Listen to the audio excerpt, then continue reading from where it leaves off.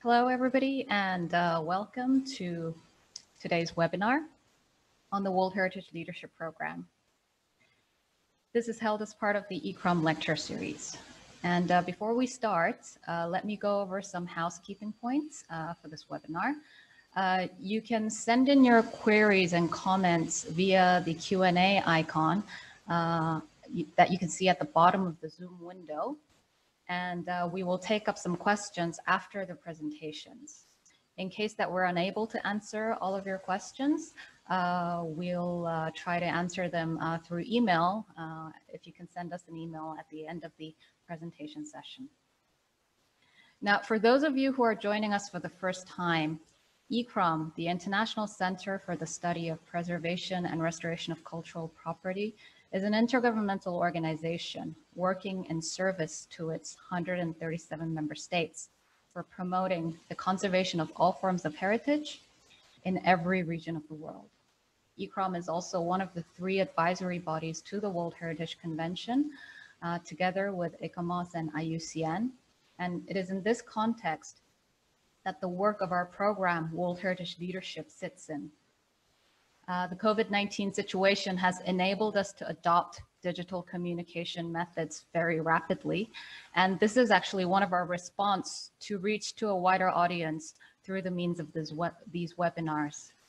We are talking about the program in general today because we want to get the message out that we are here. We're hoping that we have a lot to offer to help you. And lunch, and then I'll be back. And because we know that there is a wealth of knowledge in you, our audience, that can contribute to our ongoing work. My name is Eugene Zhou, and I work as the program manager of the World Heritage Leadership Program, which is jointly delivered together with IUCN, the International Union for the Conservation of Nature, in collaboration with ICOMOS and UNESCO World Heritage Center. I will be moderating and presenting this session, and I'll be doing it together with a few of my colleagues whom I will ask for their cameras to be turned on at this moment. Let me just quickly introduce my colleagues to you. We have Nicole Franceschini, Scientific Associate at the Brandenburg Technical University of Cottbus-Senftenberg, Germany. We have Mr. John Zulu, Site Manager of the Museo Atunya Victoria Falls World Heritage Site of Zambia. We have Ms. Andrea Margotta, who is working at the National Center for World Heritage Sites in Korea. And we have also Ji-Hong Kim and Ms. Young-Nok Park from Korea. Ji-Hong and Young-Nok, could you turn your cameras on and just wave a hello? Yes, both from the Cultural Heritage Administration of Korea. And last but not least, we have Mr. Tim Badman from IUCN, who is the director of the Nature Culture Initiative at IUCN, and he's the director of the World Heritage Leadership Program, working together with ICCROM on a daily basis. Tim? Yes, okay. Hello. So although we will be alternating between live presentations and video presentations, all our speakers are here today live together. So if you have any questions directed to any of these members, please use the Q&A channel from the Zoom webinar. So I will go back to my presentation and lead you through what the World Heritage Program is. So what is the World Heritage Leadership Program? Very simply put, it's a capacity building program.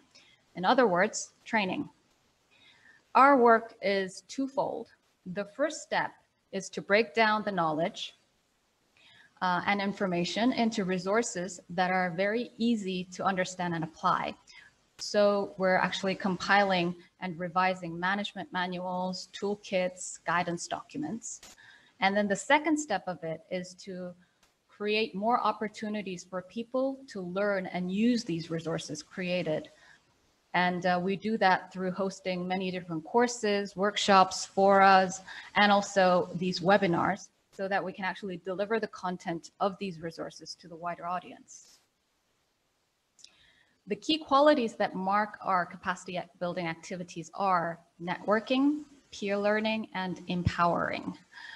We don't propose to be able to give you a fixed magic recipe, but what we can do is enable you to network with your peers on a global scale and to be asking the key crucial questions that will make you start think differently and act differently as a heritage practitioner, and to be able to influence the people, the communities and networks that work around you and change the institutional frameworks that you work from within. Now, why do we call it capacity building and not training? Because it's not about transferring a piece of knowledge that is already set, but it's actually more focused on building up the ability within each and every one of us to be able to acquire the right kind of knowledge and to be able to apply it so that our capacity as a whole increases to perform better. This is a slide that was produced by our course participants at the end of a 2-week course in 2017 on how they saw the importance of capacity building and the way forward. Whereas this is the status quo of the relationship where the international community is very much directing the institutional frameworks to regulate heritage practitioners and practitioners getting to decide for the communities and networks. We think that capacity building should actually look more like this, where the international bodies nurture and build up the capacities of all areas so that the institutional frameworks can actually support the heritage practitioners who can in turn serve the communities and networks that they work with. Now, the challenges that we're facing are increasing risks of disasters and climate change, but also development happening at all corners of the world, be it large or small. We need to be able to think ahead and prepare to manage these changes whilst ensuring continuity for heritage. In the past, we persevered to protect the physical fabric of individual monuments and sites and aim to ward off any impacts, which could only be negative, onto the heritage itself. And the practice was contained mostly within heritage experts and professionals based on very well-established conservation principles. However, now we recognize that the values held by the people who are associated with the heritage within their diverse context is very, very important. And as society changes, change in heritage is also inevitable. Impacts from these changes can be both negative, but it can also be positive. And because we cannot isolate heritage from the rest of the world, we need to be able to manage the elements of change and continuity for heritage, which can produce positive long-term impacts for heritage, but also for society as a whole. So in response to this, these are the key areas that the leadership program focuses on, which is overarchingly heritage management. We strive to learn how we can achieve better, effective, and just management of heritage by linking people, nature, and culture associated and connected with the site, regardless of the typology, be it nature or culture, and with a specific focus on conducting impact assessments and building resilience. We believe that by focusing on capacity building for site managers and focal points for World Heritage, we hope to reach out to the wider sector of institutions and communities through you, which is why we're hoping that more heritage practitioners like yourselves working at either site level or at regional level or at national level, working with diverse types of heritage and communities to share your knowledge and practice with us, so that together we can actually build and adopt a place-based approach to the management of heritage with both natural and cultural values. We can exercise people-centered approaches to conservation actions and to address resilience both in daily context and in specific situations, such as extreme disasters. We would like to make our resources as simple as possible for people to use it easily. We realize that there are already a lot of material out there, and these are the circles that you see on the screen are management cycles or evaluation cycles or disaster risk planning cycles that are taken out of the existing World Heritage manuals. Now, these are all very excellent and useful for different purposes, but because they were all conceived separately, sometimes the content of these manuals don't necessarily speak to each other. Sometimes one resource talks about management in a slightly different way to another resource. And often practitioners or site managers on the ground who need to digest all of this and implement them as a single team, or sometimes even a single person, can get very confused about what to select and apply and understand how these all connect to each other. So the program is working on integrating the manuals together, but not just between culture and nature, but between all the different products that we're working in, so that we can actually base it on the common knowledge of what heritage management is. The management manual will be accompanied by a revised management effectiveness assessment toolkit called Enhancing Our Heritage. Whilst we're very accustomed to the process of conducting a status check on the conservation of heritage itself, we often neglect that the management systems that we work in also need to be regularly checked and monitored so that it stays healthy and efficient. The EOH toolkit is designed to undertake that assessment process, and these two resources will be fully interconnected to each other. The currently separate Heritage Impact Assessment Guidance and the Environmental Impact Assessment Guidance for Natural and Cultural Heritage are both being integrated together to be one holistic set of guidance, whilst we're also revising the manual on managing disaster risks so that the climate change adaptation aspects can be integrated in together. Now, although these two areas may seem distinct and separate, they're actually very much interconnected in their processes of identifying and assessing factors of impact or hazards so that we can be better prepared to manage the change of the heritage. So our goal is actually to establish a very simple knowledge framework. It's the basic ABCs that can be applied to all heritage places, providing the basic concepts of what is needed for managing a heritage place. And upon this common base foundation, manuals will be compiled to provide direction and knowledge on good practice. Then it will be up to the practitioners to select whatever tool it is that they need to use to fulfill the objectives and that fit the specificities of their site. Now, the most important aspect about this program is that it's a collaborative program between many different actors and institutions. The program is funded by the Norwegian Ministry of Climate and Environment, with contributions coming from the Swiss Federal Office and the Korean Cultural Heritage Administration. And all the different institutions listed here are our technical and financial partners. But in reality, the program is actually made up of all the participants and sites that collaborate together with us. We learn from the cases that you bring to our courses and activities, and we try to work on the challenges that you face.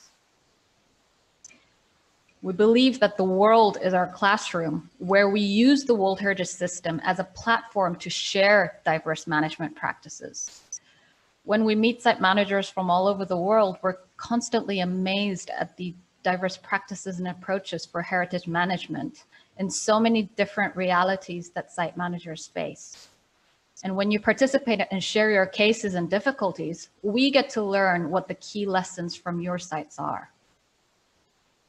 So if you fall into any of these categories of working at a heritage site, be it nature or culture, at whatever level, site level, regional level, or national level, you can work in diverse capacities of government agencies, but also NGOs, community groups, local associations, etc. And you are eligible to apply to all of our courses and activities. Now, I would now, at this point, like to hand over to my colleague, Nicole Franceschini, who has been a part of numerous ICCROM courses together, and also behind the scenes of coordinating the two site managers forum, and also an active member of ICOMOS. Nicole will actually explain more about what we do in the courses and forum activities that we implement. So I will now hand over to you, Nicole. Good afternoon, everyone, and thank you, Eugene. Let me share my screen with you.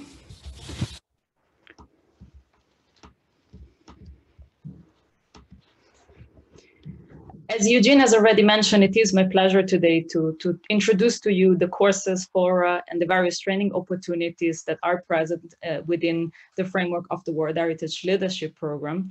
And these activities are really one of the primary focus of the program itself, as they allow for the direct connection with participants and with the experience of participants that usually come from multiple regions of the world. As you have already heard in Eugene's presentation, your contribution is really vital for the success of the program, and particularly for the successfulness of the outputs of the program itself. As a capacity building program, the World Heritage Leadership was created with the clear intent to become a wider platform for the engagement and participation of practitioners, communities, people, and institutions that are involved in the conservation, safeguarding, and management of heritage places, with a particular focus on World Heritage sites. Participation in courses, workshops, trainings is one of the ways in which you can connect with the program and learn more about the various tools and materials that are being developed within the framework of the leadership program. Like, for example, the knowledge framework that Eugene has briefly mentioned, and the update of the Enhancing Our Heritage Toolkit and the impact assessment guidance that you will see in one of the upcoming presentations. Courses offer a direct platform for networking and connecting with other practitioners, community members, and institutions on a one-to-one basis, which can become later on the basis for the establishment of long-lasting contacts and partnerships. You see here, for example, a couple of the pictures of the most recent People, Nature, Culture courses, the PNC course, that they took place in Italy, Zambia, and Sri Lanka, and some of which were actually initiated by people who had previously taken part in other courses and training activities. The People, Nature, Culture course is an annual capacity building activity organized by the World Heritage Leadership in cooperation with regional, national, local actors and institutions. PNC is a 2-week capacity building course focused on exploring the interlinkages of nature and culture and the key role played by people and local actors in the identification, management, and conservation of heritage places. The course learnings are based in the context of a World Heritage Site and its management system, offering participants the opportunities to have a deeper look into challenges and different methodologies and approaches applied to create solutions. PNC aims at addressing the importance and experiences made in liaising with different actors, communities, and working in different systems. This course draws on the experience of the place in which it takes place, but also from the 20 case studies that are brought to the course by each one of the 20 participants. The course is a platform to encourage the sharing of experiences made and solutions that have been applied by participants in the context of their sites and/or their research. As you can see here, the overview of one of the schedule of the previous courses, the course is a combination of lectures and site visits that are closely integrated with the local context, and the sharing of individual case studies together in combination with group work. The leadership program always tries to ground the courses at a real-life site and utilize the actual management issues. We make it an opportunity to addressing on-the-ground specific management challenges and getting in touch with different methodologies and tools that you can apply at your own site, whilst getting to know the site, its values, the context, and people with the insights and knowledge provided by our local actors. And here we can see some images on the role and importance given to the aspect of group work and peer learning. In fact, peer learning is really placed at the heart of PNC as a course and as a capacity building activity. The course focuses on the experience of drawing solutions through cooperative work among participants and using different experiences to inform local actors on new know-how and methodology. There is in fact often the misconception that knowledge resides only in experts, lecturers, or research people, while in these courses we strongly build on the knowledge that is shared and brought to us by course participants, communities, and local actors. Our courses take place at a specific heritage site, which we collaborate with, starting from 1 to 2 years in advance, to make sure that the course participants can experience the management aspects and factors from all rounded viewpoints. We connect with these sites often through our previous course participants. Those who came to our courses became later catalysts for the program to reach out and work together with new sites and explore new approaches and ways of dealing with existing challenges. For the ones working in institution, our recommendation is to ensure the allocation of some resources for the establishment of a sustainable long-term capacity building strategy, which will benefit the work of the institution in the short, medium, and long term. We are always looking forward to have more people joining the World Heritage Leadership Program and our activities to share their knowledge and experience and to inform the program about real needs and challenges that are important to institutions, practitioners, and communities that are working at a site and they are doing day-to-day work in the field of management and conservation of heritage places. Join yourself, and if you have already participated, we kindly ask you to recommend this to a colleague, a supervisor, or to send to courses and training activities a junior member of your team. Another capacity building activity that is carried out on a yearly basis is the World Heritage Site Managers Forum that you can see here in the picture. The World Heritage Site Managers Forum is hosted every year in conjunction with the meeting of the World Heritage Committee. The forum is a capacity building activity co-organized by the World Heritage Leadership in cooperation with the World Heritage Center and the host country of the World Heritage Committee meeting. This activity is dedicated to site managers and members of site management teams, communities, and practitioners from institutions involved in the management and conservation of cultural and natural World Heritage sites. The forum is a place where to explore new methodologies and approaches that are being developed by the World Heritage Leadership, ICCROM, and the World Heritage Center through a mix of presentations from colleagues from the advisory bodies and the World Heritage Center. And also in this case, the experience brought by participants and through the application of processes and approaches and concept to real-life case study that are generally provided by the local context and usually in cooperation with the host country of the Fora itself. The forum is also understood as a safe place where to exchange between fellow site managers and with key heritage institutions. The forum offers participants the chance to better understand the processes and procedure of the World Heritage Convention, as well as to experience firsthand the decision-making by the World Heritage Committee. The first edition of the forum was actually held in Krakow in 2017, and it was followed by 2 fora in 2018 in Manama, Kingdom of Bahrain, and last year in 2019 in Baku, Azerbaijan. During each of the forum, participants explore together key aspects and topics that are related to World Heritage and the management of heritage places. In the past, the forum has dealt with key topics like enhancing cooperation between institutional, professional, and community network for more effective management of World Heritage sites, has explored the role and responsibilities of site managers and their team. And in the latest one in Baku, we have actually discussed the role of sustainable development in the management of World Heritage sites.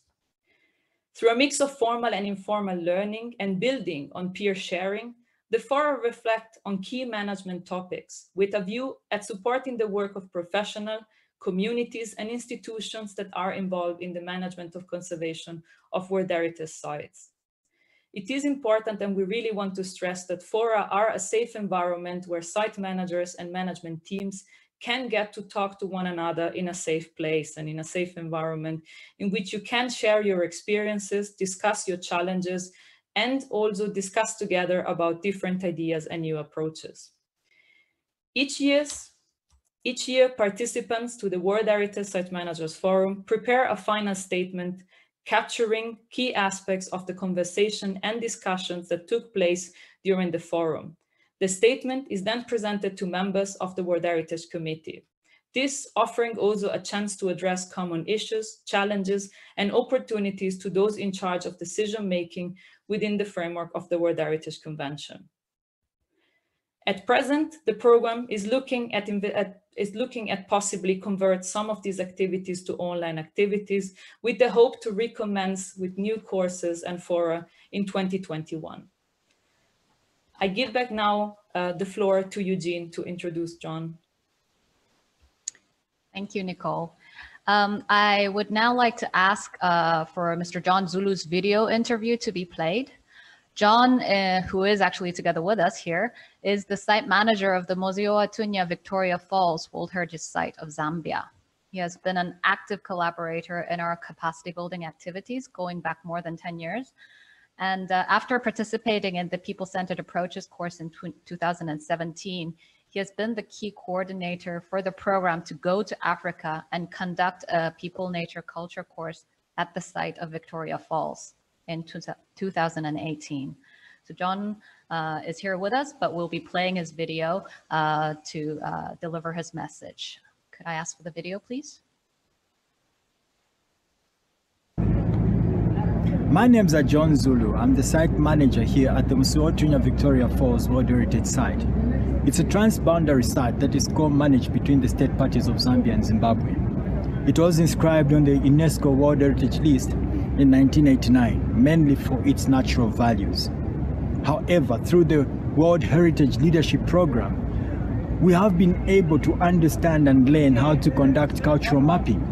And this has enabled us to understand that the Victoria Falls itself, it's not completely a natural site, but it has got important cultural values that are embedded therein. Such values include spiritual or religious. It's a sacred site because a number of people, not only from Mukuni village, which is in the proximity of the site, but people from Livingstone, all over Zambia, in the region of this part of Africa, including the world over, they come to this site to conduct their religious activities.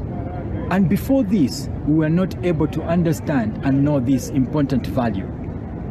The program itself, it has enabled us as well to understand that cultural values are pertinent to completing the storyline of this property.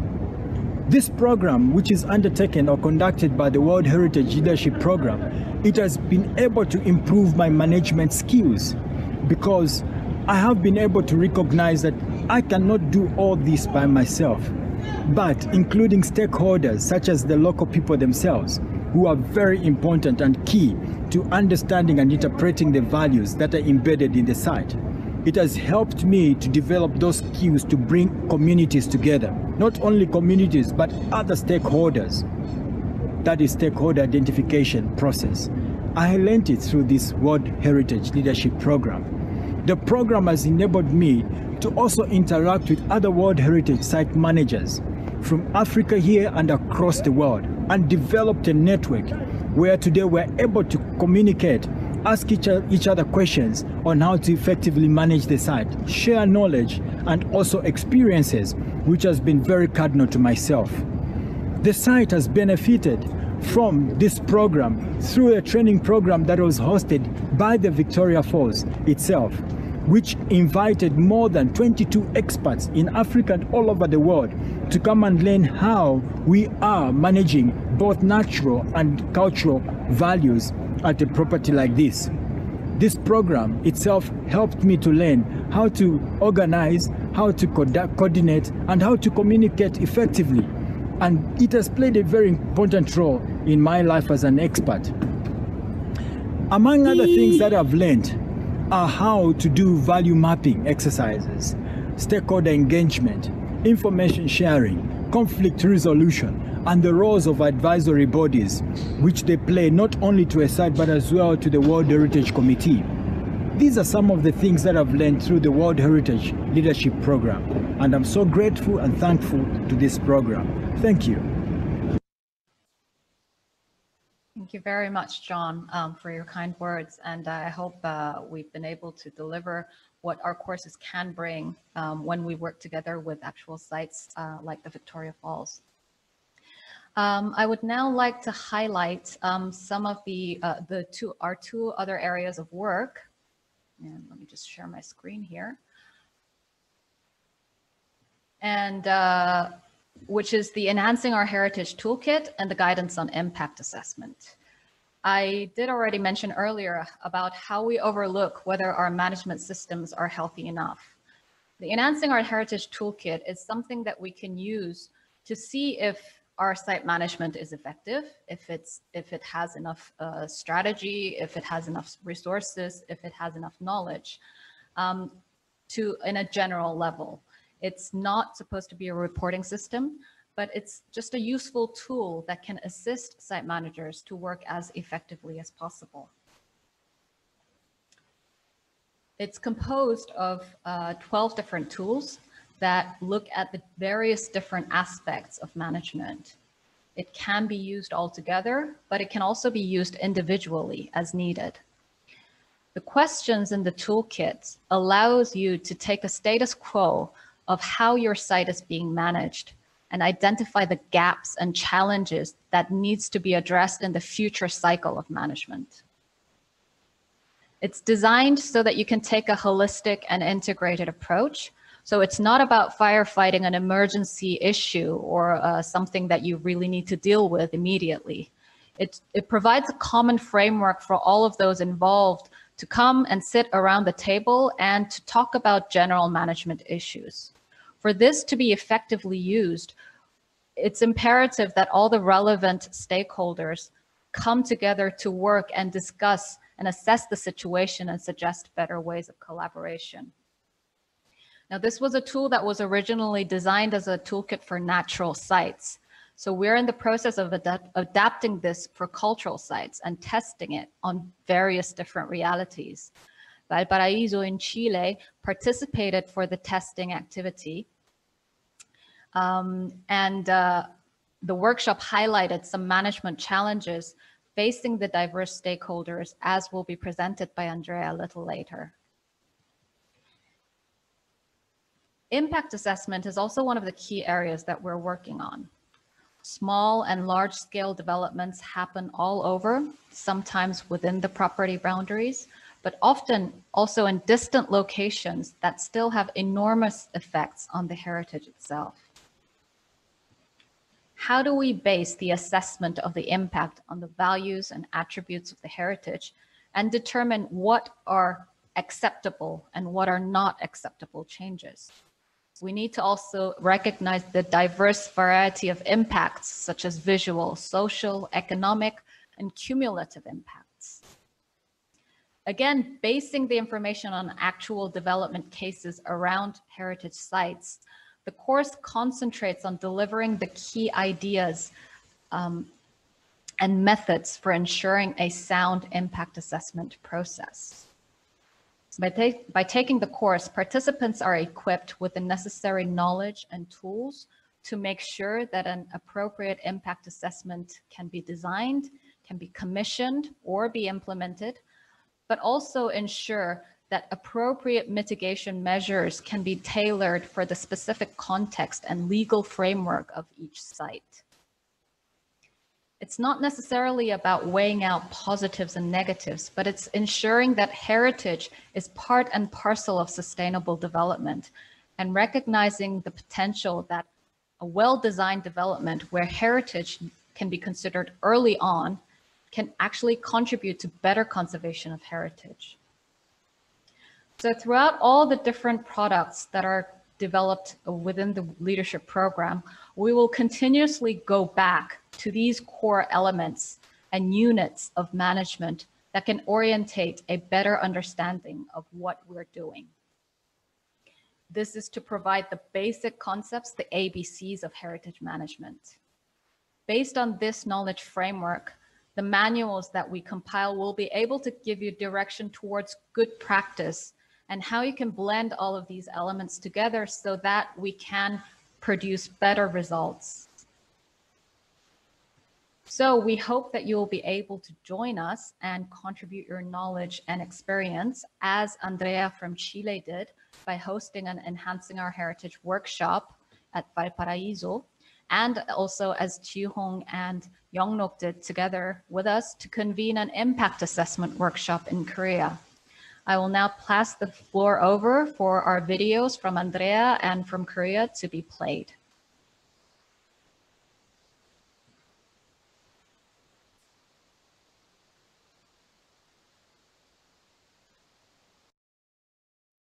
Hola a todos, les envío un saludo desde Santiago, en Chile. Soy Andrea Margota y soy parte del equipo técnico de profesionales del Centro Nacional de Sitios de Patrimonio Mundial. El centro es parte de la Subdirección Nacional de Gestión Patrimonial del Servicio Nacional del Patrimonio Cultural, institución que hace parte del Ministerio de las Culturas, las Artes y el Patrimonio en la reciente institucionalidad cultural de nuestro país. En este breve video les quiero compartir la positiva experiencia de colaboración en desarrollo con el programa de liderazgo del patrimonio mundial, llevado a cabo por ICCROM y UCN con la colaboración de ICOMOS y del Centro de Patrimonio Mundial de UNESCO. En el marco de las actividades consideradas en el programa de liderazgo, se nos ha invitado a ser parte del proceso de revisión y adaptación del kit de herramientas EOH, traducida al español como Mejorando Nuestro Patrimonio. Herramienta diseñada originalmente para evaluar la gestión en sitios de carácter natural, con el fin de revisar la efectividad de la gestión desde la propia administración. Es decir, se trata de una herramienta de autoevaluación diseñada para uso de los administradores de sitios. En el contexto de adaptación de esta herramienta para su aplicación en sitios de carácter cultural, el sitio de Patrimonio Mundial Área Histórica de la Ciudad Puerto de Valparaíso ha sido seleccionado como un Learning Site, teniendo en cuenta la diversidad de variables que influyen en la gestión de un sitio de esta tipología, tratándose de una ciudad histórica vinculada al puerto como principal atributo de su valor universal excepcional, en el que su gestión se entrelaza con una serie de variables relacionadas con su carácter de ciudad viva, por lo que su conservación y manejo representan una tarea compleja que requiere de herramientas más eficaces para facilitar los procesos de gestión, abordando el reforzamiento de enfoques hacia las comunidades y los vínculos entre naturaleza y cultura, por ejemplo. El ejercicio, en el caso de Valparaíso, ha sido liderado por el Centro Nacional de Sitios de Patrimonio Mundial, en conjunto con el equipo del programa de liderazgo y en estrecha coordinación con el administrador de sitio, que en este caso es el municipio de Valparaíso. Una primera actividad en formato de workshop se llevó a cabo el año recién pasado en Valparaíso y contó con la participación de representantes de diferentes actores institucionales y de la comunidad relacionados con la gestión del sitio. Se sostuvo jornadas de trabajo facilitadas por el equipo del programa de liderazgo con el objetivo de aplicar el kit de herramientas EOH en el sitio y así evaluar el estado actual de su administración. Esta primera actividad se consideró como una importante instancia de análisis para abordar una serie de temas relacionados con la administración del sitio de Valparaíso de manera integral. Revisamos aspectos de base, como obtener una clara lectura del valor universal excepcional, o los factores que actualmente afectan al sitio, hasta aspectos de mayor complejidad como es la interacción de los diferentes actores en los procesos de gestión y monitoreo del bien. Desde el Centro Nacional de Sitios de Patrimonio Mundial evaluamos muy positivamente esta colaboración y el proceso de trabajo que aún se encuentra en desarrollo. El ejercicio ha sido de gran utilidad para el sitio de Valparaíso y este diagnóstico positivo ha sido compartido también con el administrador del sitio. Agradecemos la invitación a participar y estamos muy contentos de seguir trabajando en esta colaboración a la que pronto esperamos dar cierre y así contar con resultados que esperamos propicien el uso de este tipo de herramientas de autoevaluación como parte de los procesos internos de monitoreo por parte de los administradores. Por ello, transmitimos nuevamente nuestro agradecimiento al Programa de Liderazgo de Patrimonio Mundial por esta importante oportunidad de trabajo colaborativo.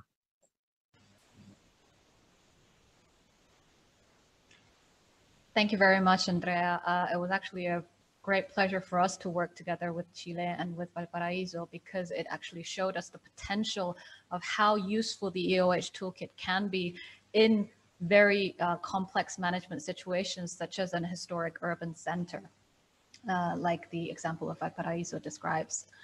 Now I would like to ask for the video from Korea to be played, where Jihong and Youngnok talk to us about their experiences of hosting an impact assessment course in Korea. Could I ask for the video to be played, please? 이번에 세계유산이 있지만 세계유산위원회에 유산영향평가 보고서를 제출한 적이 없고 아직 경험 있는 전문가도 거의 없는 상황입니다. 문화재청에서는 한국의 문화재 관리 시스템과 다른 유산영향평가에 대한 유산관리자의 역량을 키우기 위해 한국에서 ICCROM 훈련 프로그램을 개최해달라고 요청했습니다. 그래서 작년 8월에 유산관리자를 대상으로 일주일간의 유산영향평가 워크숍을 개최했습니다. 훈련 프로그램을 준비해 주신 ICCROM과 전문가 두 분, 조유진 선생님과 세러코트 선생님께 감사드립니다. 두 분은 참가자들이 각자가 갖고 있는 세계유산과 영향평가에 대한 생각을 자유롭게 말할 수 있도록 도와줬습니다. 한국과 같은 아시아권에서는 강의식 교육이 대부분이고 참가자들이 토론 문화에 익숙하지 않아서 저희는 그룹별 과제와 토론이 잘 진행될지 걱정했습니다. 영향평가의 필요성이나 현장에서의 경험에 대한 두 분의 발표 내용에 대해서 참가자들이 특히 공감하는 부분이 많았습니다. 한국의 문화재 관리 시스템에 대한 관심을 바탕으로 참가자들 모두가 자신의 얘기를 할 수 있도록 독려한 점이 더욱 좋았습니다. 현장 기반으로 했던 그룹 과제가 유익했던 것 같아요. 세계유산인 종묘에 대해 탁월한 보편적 가치를 표현하는 구성 요소들을 작성해보고 어떤 부분이 보존해야 될지, 어떤 부분을 변화시키게 될지를 생각해보면서 유산영향평가의 개념에 대해 쉽게 이해할 수 있었던 것 같습니다. ICCROM의 영향평가 훈련 프로그램을 통해서 모든 참가자들은 영향평가에 대한 전문적인 지식을 얻을 수 있었고요. 그리고 세계유산 인근의 개발 사업에 대해서 세계유산으로서의 탁월한 보편적 가치에 대한 보호와 다양한 이해관계자들을 조정해 나가는 방식을 이해함으로써 유산의 보호와 그리고 주변의 변화를 통합적인 시각으로 바라볼 수 있게 된 계기가 되었다고 생각합니다. 이렇게 좋은 프로그램을 ICCROM과 운영했다는 점에 대해 보람과 자부심을 느낍니다. 다시 한번 감사드립니다.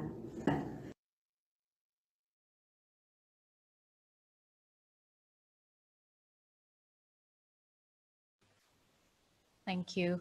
I would now like to hand over the floor to Nicole to carry on talking about the panorama and our research networks. Thank you very much, Eugene. Let me get into, here we are. Thank you very much, Eugene, and thank you from our Korean colleagues and Andrea from Chile for sharing the experience with us. I want now to talk about new projects that are about to start and the reason why we want you to connect with us, especially on these upcoming projects. In the course of 2020, the World Heritage Leadership, in cooperation with ICCROM, will launch a new project via an existing platform, which is called the PANORAMA Solutions for a Healthy Planet. And this is a multi-partner initiative platform focused on sharing examples of inspiring and replicable solutions across a range of conservation and development topics in order to enable cross-sectoral learning and upscaling of success. The program will host on PANORAMA a newly established nature culture thematic community, which will focus on mainstreaming the interlinkages between nature conservation and the safeguarding of cultural heritage in connection to the role they play in fostering sustainable development. The community will present place-based and people-centered approaches and processes from places valued for their cultural and natural significance, looking across indigenous people territories, rural and coastal landscapes, seascapes, and urban landscapes, but also on the wider spectrum of protected and conserved areas and their connection to communities and their cultural practices.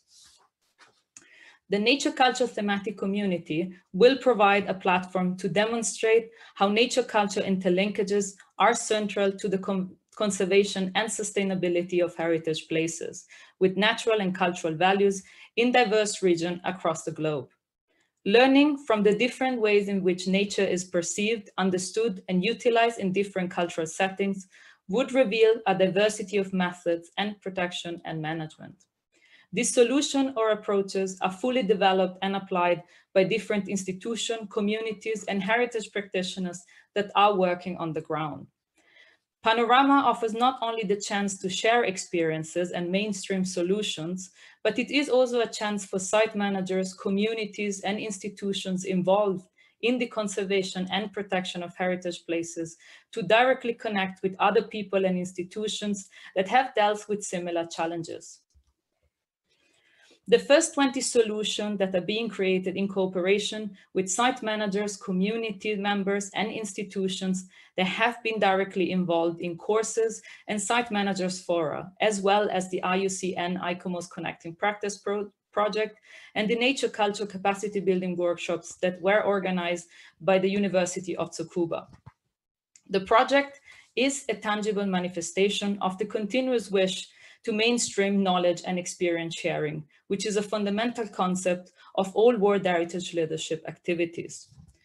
The thematic community looks at reaching out and engaging an even larger pool of natural and cultural heritage professionals and institutions, offering them the possibility to connect with one another in the application of solutions that have been applied and tested in similar contexts.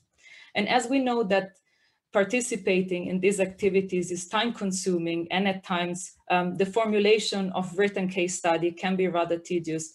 The one thing we want to make clear is that we offer full support in the development of these solutions for the PANORAMA platform. And if you're interested in taking part in this project, you should get in touch with us. Another key aspect of the near future development of the World Heritage Leadership Program is to establish cooperation and networks with relevant universities and research institutions conducting research in the field of heritage studies. Building on existing and to be developed partnership with universities and research institutes worldwide, the World Heritage Leadership will be looking in the next months at the creation of a working group as a first base for the future establishment of an international research network that will connect universities, research institutions, practitioners, and communities in working together in the creation and development of relevant and informed research that can support both research institutions and heritage places. The research network builds on existing experience of cooperation with the UNESCO Chair on Nature Culture Linkages in Heritage Conservation of the University of Tsukuba, which cooperated with the World Heritage Center, ICCROM, IUCN, and ICCROM in the establishment of a series of capacity building activities that were focused on nature culture interlinkages and were held on a yearly basis between 2016 and 2019. Other cooperation with research institutions included the Summer School on Heritage Impact Assessment that was organized together with the Heritage Management Unit of BTU Cottbus-Senftenberg Deakin University, and Helwan University. For young and emerging professionals that are interested in conducting research and or getting some experience or engaging with the World Heritage Leadership, here is a chance for you to connect. And you can do it through either an internship or a fellowship at the ICCROM headquarters. You can find more information on these opportunities on the ICCROM website under the Get Involved tab. The call for fellowship to be undertaken in 2021 closes on September 15th, while there is the current application for internship to be undertaken in 2022. Finally, you can actively contribute to the World Heritage Leadership online community by joining our Facebook page. So if you are on Facebook, please connect with us. The page is called World Heritage Leadership, and it is an open group. With more than 2,200 members, this online community of the program is a space where members can share information and opportunity, and they can get more information about the program. The community is a space where members receive information and can share information. So we're really looking for you to join us and be active. I want to take one more minute to remind everyone and to actually set a save the date for the upcoming World Heritage Leadership ICCROM lectures that will be taking places in mid-July, and they will deal with the upcoming impact assessment guidance for World Heritage, which Eugene has already briefly introduced to you. As you have already heard from Eugene and the presentation from our colleagues from Korea, there is much work that has been done on the update of this guidance, with much help and support from practitioners and institutions worldwide. On July 16th and July 30th, you have the chance to learn more about the progress done and the update of the guidance and the review steps and processes for impact assessment. As we have mentioned many times that we want you to connect with us, and we're really looking forward to be in touch with you, here is one way in which you can connect with us beyond Facebook and other direct emailing channels. This is the official email of the World Heritage Leadership Program, WHL Leadership @icrom.org. And we kindly ask you to write us and be in touch with us for any questions and or any ideas, any interest you might have in engaging with us, because the program truly builds on what you can bring and what practitioners bring, what community members bring. And this is key for this program to be successful. Thank you. I'm giving back now to Eugene. Thank you very much, Nicole. With this, we would like to conclude all our presentations that we have prepared, and we'll move on to receiving some questions and providing some answers. We've received some interesting questions and comments, and I would like to just ask our panelists to turn their cameras on so that we can ask you at least one question each, and maybe you could provide a short answer for those.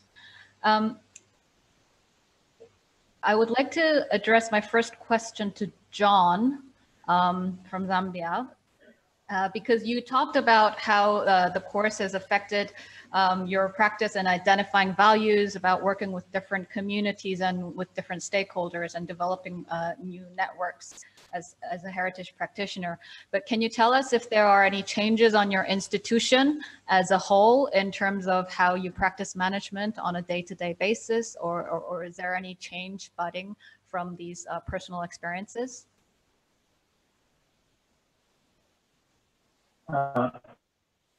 Thank you.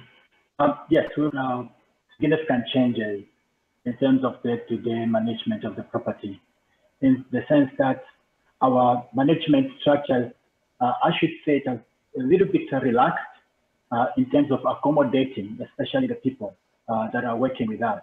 When I say the people, I mean the people of Mukuni, who are more or less like the owners of the property, because they practice all these rituals and other spiritual activities right up in the property. And so because of that, we have seen that instead of being hard and fastened on the issues of management and trying to do away with anything to do with cultural practices, that we have relaxed and we've been able to accommodate them, whereby they're coming in and conducting their rituals, conducting their practices as free as much. And we have seen that as ourselves, as also people who are working on the site, who have become so accommodative and very observant now to see and record whatever they are doing, so that we can be able to understand much more, the values that the site holds. Thank you. That's actually really important. When we went there, there were a lot of cultural elements that played a part in protecting the site itself, in practicing the management. And I'm very glad to hear that there are management practices being changed on an institutional level. The next question I would actually like to direct to Ji-Hong. Ji-Hong, are you together with us? Could you turn your camera on? I would. Wait a second. Because there was a question about the impact assessment and being prepared for development around heritage, and the question is that they would like to ask, what was the most important and useful point from the impact assessment process that you could take away and apply in the real life basis of the cases that you're facing? In Korea, most development projects around heritage sites are for tourist facilities. It is very difficult to revise the initial plan because developers continue to talk about economic profits and huge scale, but the heritage experts insist that the building should not be constructed. In many cases, both sides did not understand each other's language, and there's no consensus about it. So I think the great thing about HIA is that it is a very powerful tool of persuading or communicating. A team of HIA experts play a role as a mediator between developers and heritage conservationists in the process of revising plans and suggesting mitigation measures. So in the HIA process, it is possible to improve the quality of proposals by understanding each other's viewpoints.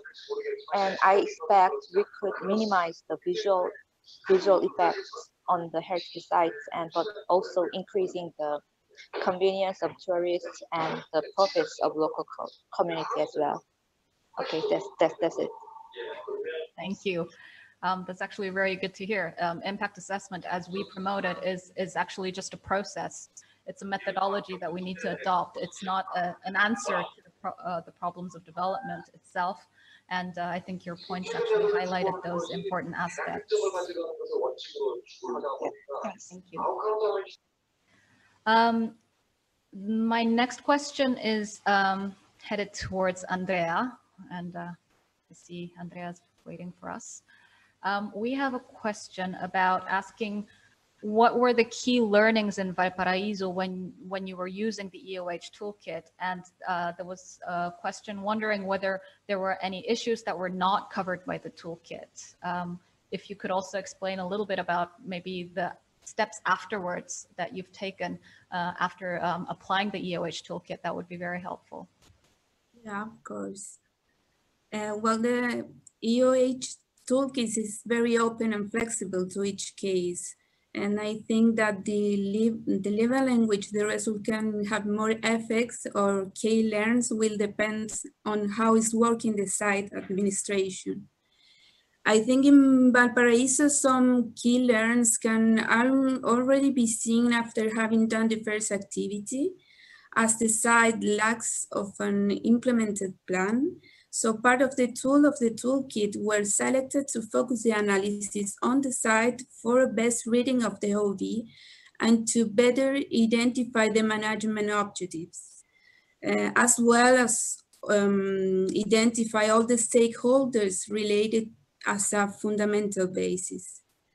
And it's expected that these inputs will fit into a future plan. I think this is the most important long-term effects in this case.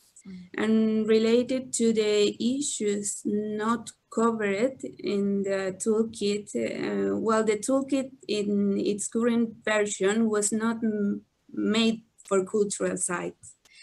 is a part not currently covered by the toolkit, and it is why the work on its adaptation is being done, just to improve this linkage between nature and culture.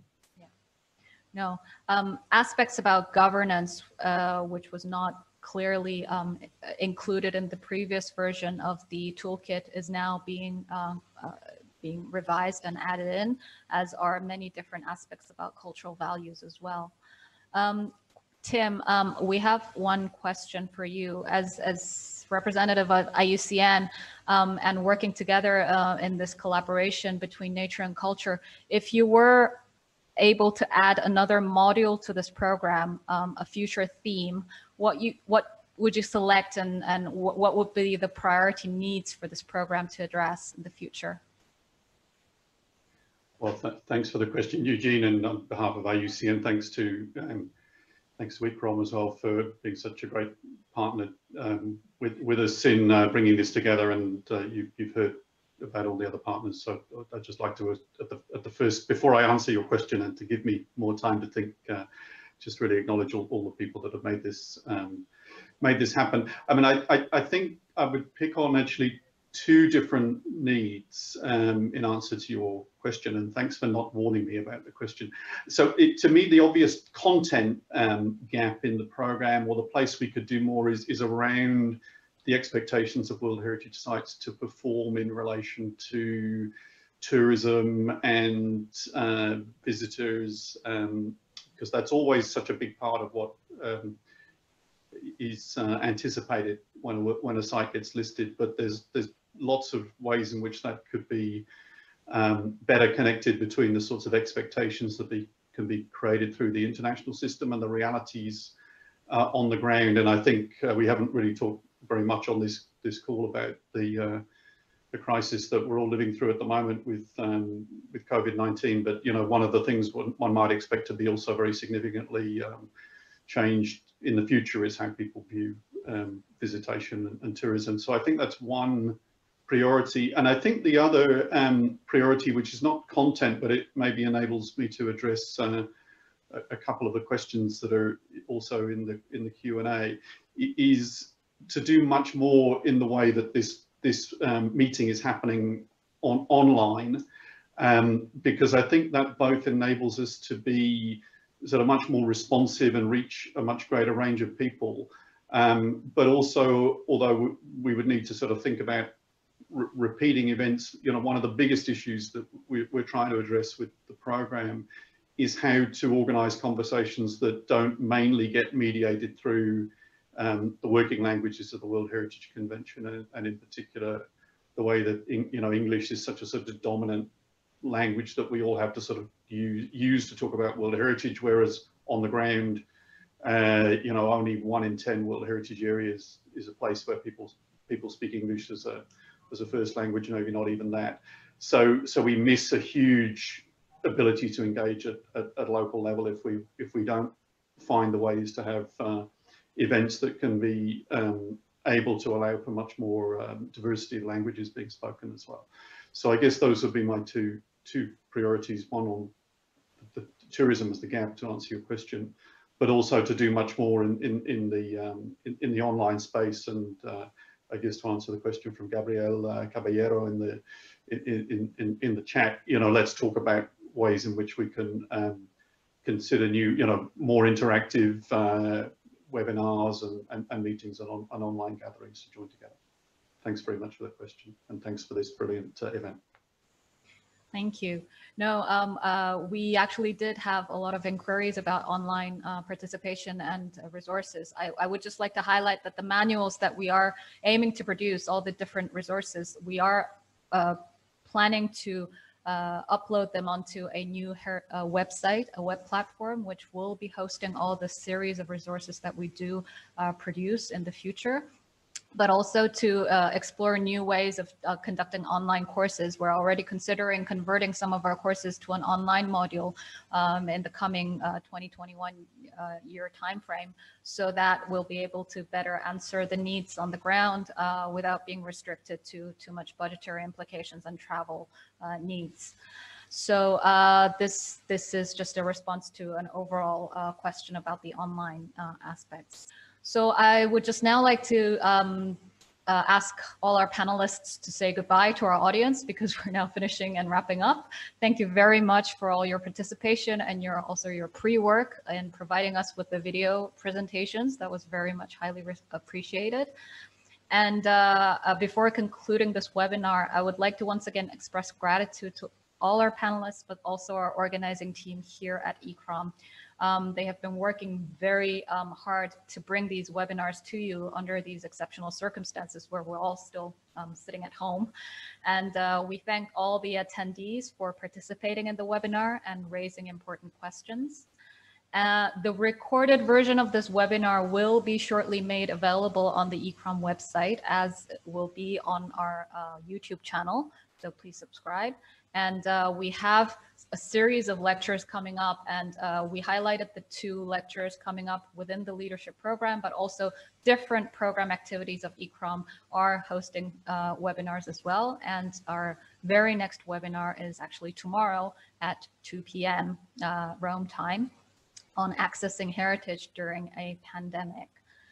This webinar is held as part of the series of ICCROM's international program on first aid and resilience in times of crisis.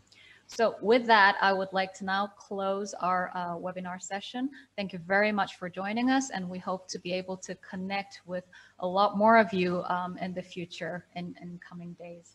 Thank you very much. Goodbye.